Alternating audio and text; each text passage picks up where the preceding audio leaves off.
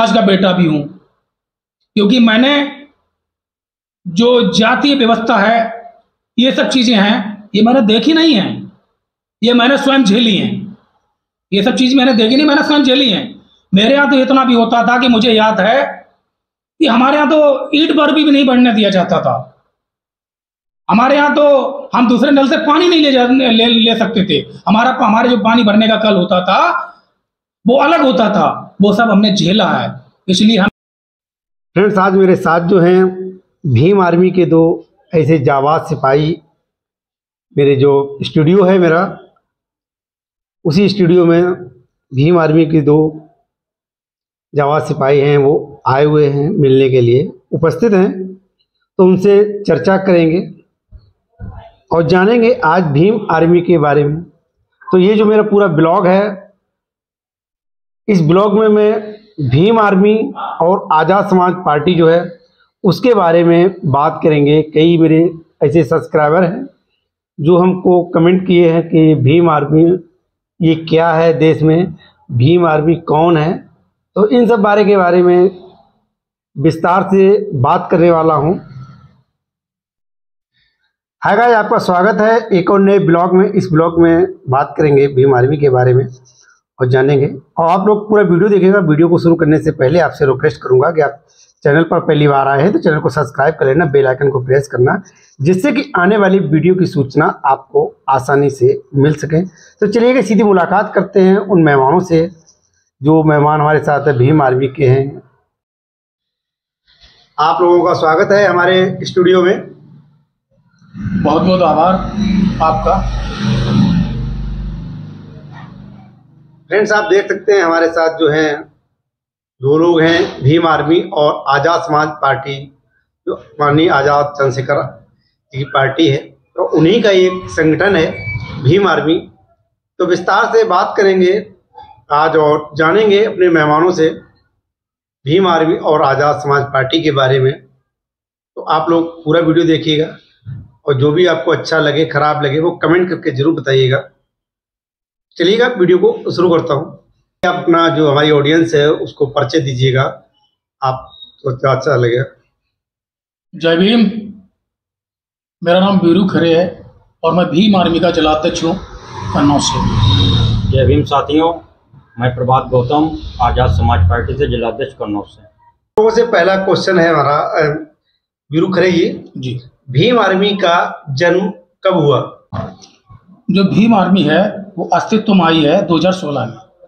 2016 में जो भीम आर्मी संगठन है वो एक मददगार संगठन था, जो शोषित वंचित की आवाज़ वहाँ पर थी सहारनपुर में।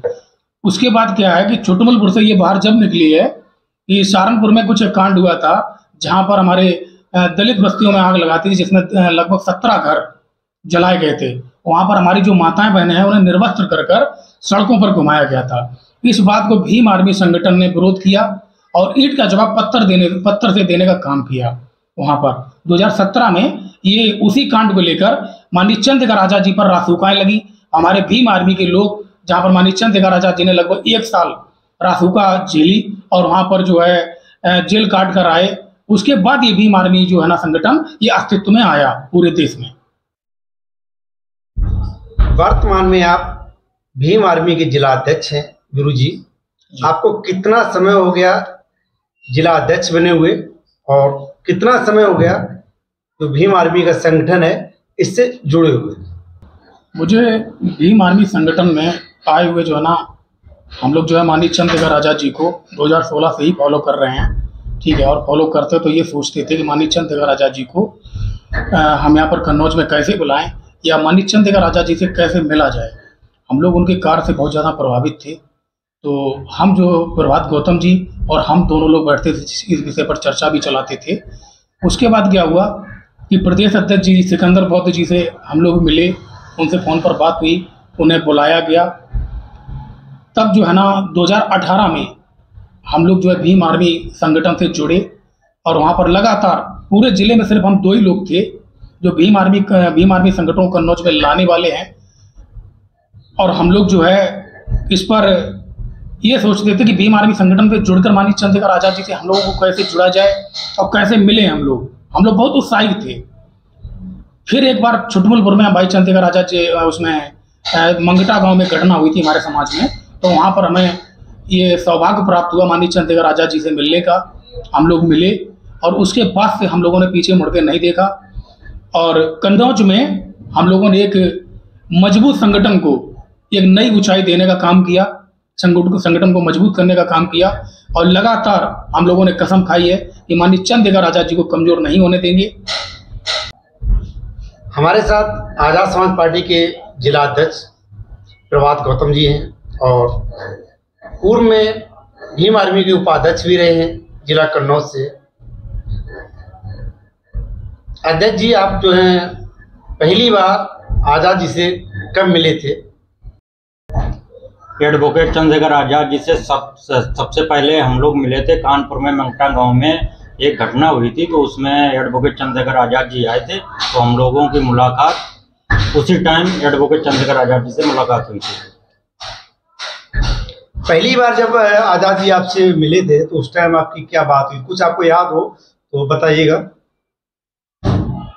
एडवोकेट चंद्रशेखर आजाद जी से हम लोग मिले, उनसे बात हुई। बात होने के बाद एक एहसास हुआ कि कहीं ना कहीं एडवोकेट चंद्रशेखर आजाद जी हैं जो शोषित वंचित की आवाज़ को उठा सकते हैं, उनके हक अधिकारों को सुरक्षित रख सकते हैं और कहीं भी अन्याय होता है तो एडवोकेट चंद्रशेखर आजाद जी जो हैं उनको न्याय दिलाने का काम कर सकते हैं। अध्यक्ष जी, हमने पूछा जो है आजाद जी जब पहली बार मिले तो उनकी कुछ ऐसी बात बताइए जो अभी तक आपको याद हो, ऐसी कोई खास बात बताइए जिससे आप बहुत ज़्यादा प्रभावित हुए हैं, जो उनके साथ जुड़े हैं, कुछ आपको याद हो उस समय की बात जब पहली मुलाकात आपकी हुई थी, तो उसके बारे में कुछ बताइएगा। हमारे जो दर्शक हैं वो आपको लाइव सुन रहे हैं, लाइव देख रहे हैं, तो वो जानना चाहते हैं। एडवोकेट चंद्रशेखर आजाद जी से सबसे पहले हम मिले थे कानपुर में मंगटा गांव में, जो बुद्ध कथा हो रही थी उसमें सामंतवादियों ने हमला कर दिया, तो उसमें हमारे समाज की महिलाओं के साथ मारपीट की गई। जब ये बात भीम आर्मी को पता लगी तो उस टाइम कौशल वाल्मीकि जी जिलाध्यक्ष थे कानपुर के, तो ये बात एडवोकेट चंद्रशेखर आजाद जी तक पहुंची। तो एडवोकेट चंद्रशेखर आजाद जी उसमें आए थे, तो उनकी एक बात हमें बहुत आज भी हमें याद है। उन्होंने स्पीच दी थी, उसमें कहा था कि अब बुद्ध कथा जो है वो मंगटा गांव में हर वर्ष होगी और ये भीम आर्मी के नेतृत्व में होगी। अब देखते हैं कौन सा सामंतवादी जो है अब हमारी माताओं बहनों पर अत्याचार करने का काम करता है। तो कहीं ना कहीं हम लोगों ने समझा, जाना कि मानवर कांतीराम के बाद कोई ऐसा व्यक्ति निकला है जो कहीं ना कहीं बहुजन समाज के साथ जो शोषण अत्याचार होता है उस पर कैसे रोक लगाई जाए और हक अधिकारों को कैसे सुरक्षित ये रखेंगे। तो कहीं तो आपका संगठन है वो कितना मजबूत है और कहाँ कहाँ पर है, भारत में कितने राज्यों में है, या प्रदेश के जो उत्तर प्रदेश है वो कितने जिलों में है? जो भीम आर्मी संगठन है वो किसी पहचान का मोहताज नहीं रहा है। भीम आर्मी संगठन अपने कामों से और भीम आर्मी के सिपाही ईमानदारी से पूरे देश में पहचाने जाते हैं और इसी के बलबूते से हमने लगभग 4 सालों में वो मुकाम हासिल किया है। हम भारत की बात क्यों करें, भारत में तो ऐसा कोई राज्य ही नहीं है जहां पर भीम आर्मी संगठन है नहीं। हम कन्नौज की बात कर रहे हैं, कन्नौज में हमारा जो संगठन है वो 3 विधानसभा में कंप्लीट हो चुका है, 3 तहसील में। उसके बाद हमारे 8 ब्लॉक कंप्लीट हो चुके हैं। उसके बाद हमारा अब हम जो है ना बूथ तक उतर चुके हैं। अब जो है गांव-गांव जाकर हमारी मीटिंगें हो रही हैं, जात तोड़ो बहुजन समाज जोड़ो, वहां पर हमारा जो है गांव-गांव तक भीम आर्मी को पहुंचाने का काम हम यहाँ से कर रहे हैं कन्नौज में। भीम आर्मी संगठन अभी जितने भी संगठन हैं उनसे नंबर 1 पर भीम आर्मी संगठन कन्नौज के अंदर चल रहा है। एक और इसके साथ सवाल करेंगे आपसे, जानेंगे जो भीम आर्मी के शुरुआत की जो पदाधिकारी थे उस समय भीम आर्मी कुछ ज्यादा मजबूत दिखती थी। आज जो है वो लोग पुराने साथी जो हैं आपके वो आपको छोड़ के जा रहे हैं, ऐसा क्यों?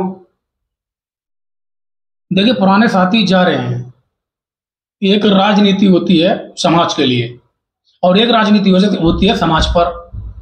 और जो भीम आर्मी संगठन है वो समाज के लिए राजनीति करती है, समाज पर राजनीति नहीं करती है।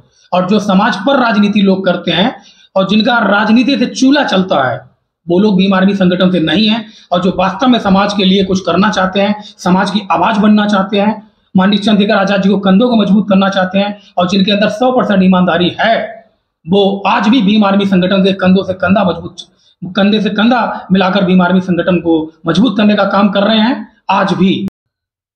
जो आपके नेता हैं, आप अपने नेता के बारे में कुछ बताइए, जो देश की जनता देख रही है, आपको जो व्यूअर देख रहे हैं वो जानना चाहते हैं आपके नेता। चंद्रशेखर आजाद जी के बारे में आपको क्या बताएं। वो इतनी बड़ी बुक है कि जिन्हें पढ़ने में हमें लगभग जो है ना बहुत समय लग जाएगा। बस कुछ शब्द आपको कहना चाहता हूं जिससे हम लोग जो है प्रभावित हुए हैं। उनकी बुक का नाम बता दीजिए। उनकी बुक का नाम है बहुजन महापुरुषों की विचारधारा। बहुजन महापुरुषों की विचारधारा, ठीक है। और बिल्कुल उसी चीज को वो फॉलो करते हैं, ठीक है।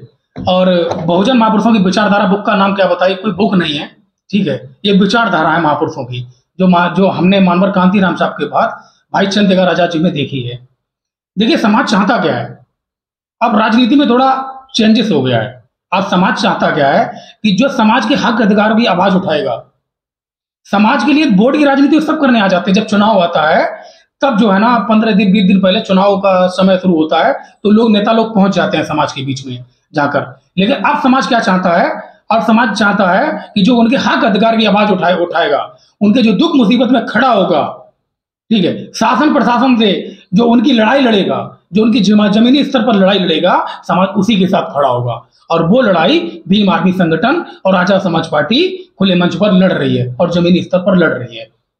मैं आपको एक तो कम शब्दों में बताना चाहूंगा कि आप देखिए हाथरस कांड हो, और अपने चाहे हाथरस तो कांड अपने जिले का बाहर चला गया है, अभी पर अरू कांड हुआ था जहां पर हमारे कटेरिया समाज की बहन के साथ बलात्कार किया था। वहां पर जो ये संगठन है, जो हिंदू संगठन है, ठीक है, इन्होंने किसी ने आवाज नहीं उठाई। अगर वहां पर कोई आवाज उठाने वाला था वो कन्नौज की भीम आर्मी संगठन, वो हम लोगों ने आवाज उठाई।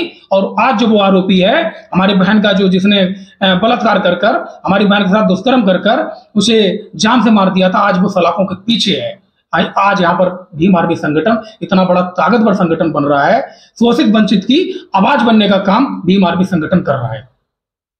भीम आर्मी जो है अब एक पार्टी बन चुकी है, ऐसी क्या जरूरत पड़ी कि जो संगठन से एक राजनीतिक पार्टी गठित की गई? पार्टी बनाने की इसलिए जरूरत पड़ गई एडवोकेट चंद्रशेखर आजाद जी से। जब ये क्वेश्चन मीडिया वालों ने भी किया था तो एडवोकेट चंद्रशेखर आजाद जी ने जवाब दिया था। दिल्ली से जब भीम आर्मी का राष्ट्रीय अधिवेशन था तो उसमें जवाब दिया था कि एडवोकेट चंद्रशेखर आजाद जी ने कहा था कि 2017 से हमारे ऊपर, हमारे कार्यकर्ताओं के ऊपर झूठे मुकदमे लगाए जा रहे हैं। हम कहीं भी आंदोलन करते हैं, समाज की आवाज उठाते हैं तो कहीं ना कहीं प्रशासन हमारे ऊपर, हमारे कार्यकर्ताओं के ऊपर झूठे मुकदमे लगाने का काम करता है। तो कहीं ना कहीं कोई भी राजनीतिक दल हमारा ऐसा नहीं है जो हमारी आवाज को उठा सके।